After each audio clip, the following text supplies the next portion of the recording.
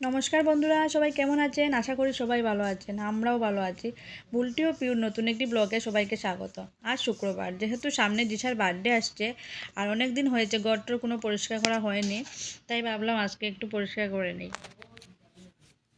কারণ আজকে জিসার পাপাও বাড়িতে নেই আর বাবুও বাড়িতে নেই, ওরা আগরতলাতে গিয়েছে। আমি একটু সময় পেয়েছি, ওই সময়টা লাগিয়ে দিয়েছি কাজে। এমনিতে কিন্তু দেখা যায় না যে ঘরে নোংরা আছে, কিন্তু ঘর ঝাড়ার পর পরিষ্কার করার পর দেখা যায় যে কতটা নোংরা হয়েছিল আমার ঘরে।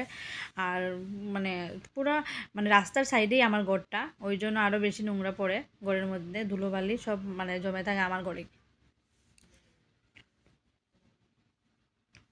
পরিষ্কার করা হয়ে গেছে। এখন এখন ওয়ার্ডরোবের উপরটা একটু পরিষ্কার করে নেবো। ওইদিকেও পুরো গুঁড়ো টুড়ো জমে, অবস্থা খুব খারাপ। আর জিসাকেও স্কুল দিয়ে দিয়েছি, কারণ জিসা স্কুলে থাকলে আমার কাজ করতে সুবিধা হয়।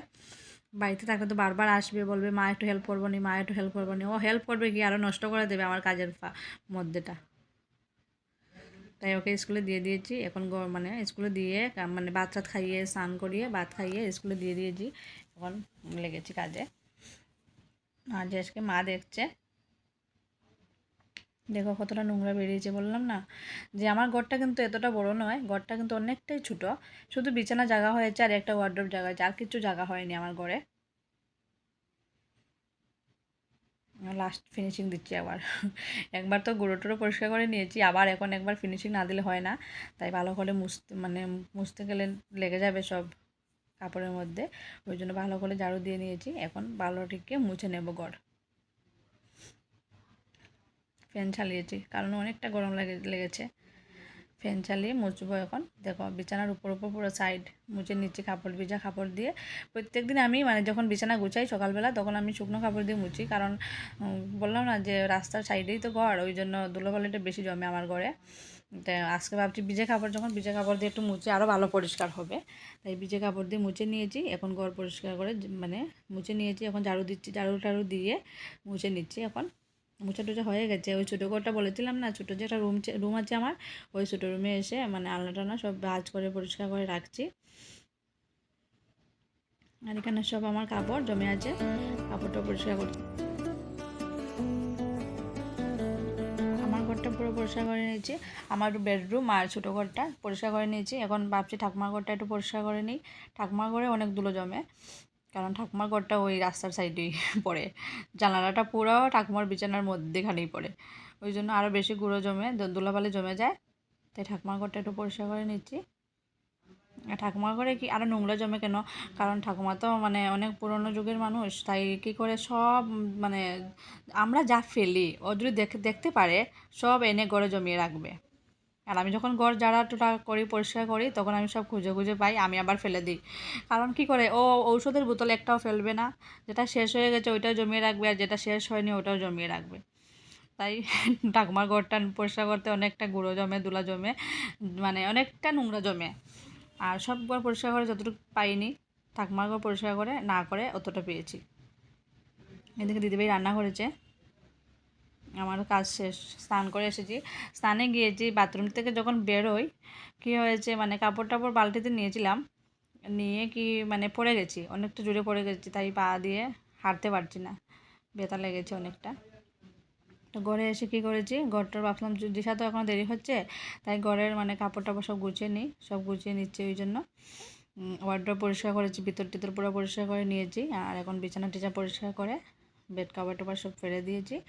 এখন ঘর পরিষ্কার করেছি। আর ওইদিকে দিদিভাই আর দেশ গিয়েছিলো একটু হসপিটালে। দিদিভাই ভাই অসুস্থ হয়েছিল, ওই জন্য গিয়েছিলো হসপিটালে, দেখতে গিয়েছিলো।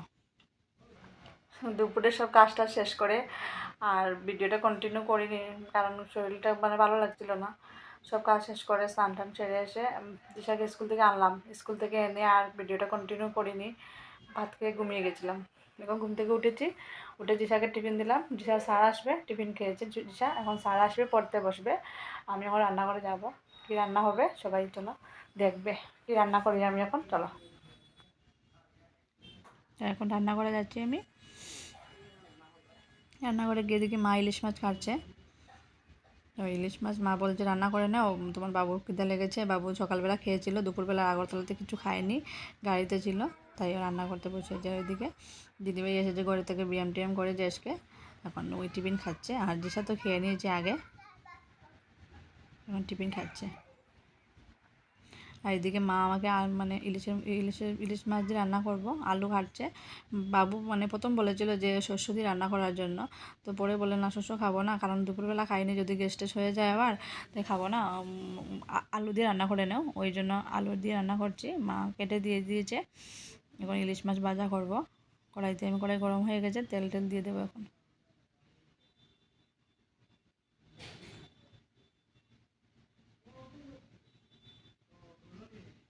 পুরো গরম হয়ে গেছে, এখন সব এক এক করে সব মাছ দিয়ে দেবো, সুন্দর করে ভেজে নেব।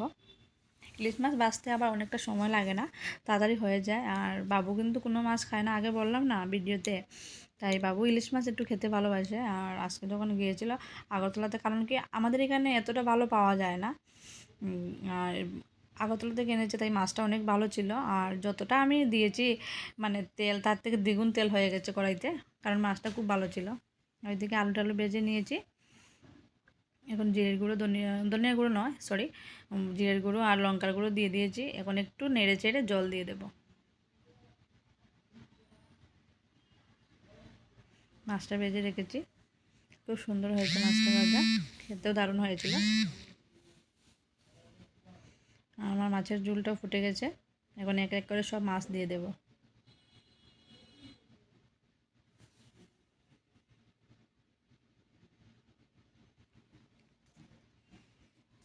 মাছ দিচ্ছি, আর দিকে বাবু বলছে পিউ আমাকে ভাত দিয়ে দেও, জল মানে মাছের ঝোলটা যখন ফুটে গেছে তাই ভাত দিয়ে দেও।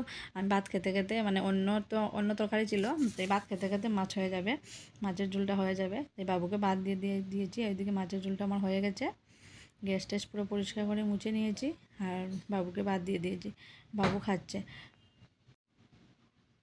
তো আজকের মতো ভিডিওটা এখানে শেষ করলাম। সবাই ভালো থাকবে, সুস্থ থাকবে, দেখা হচ্ছে পরের ভিডিওতে।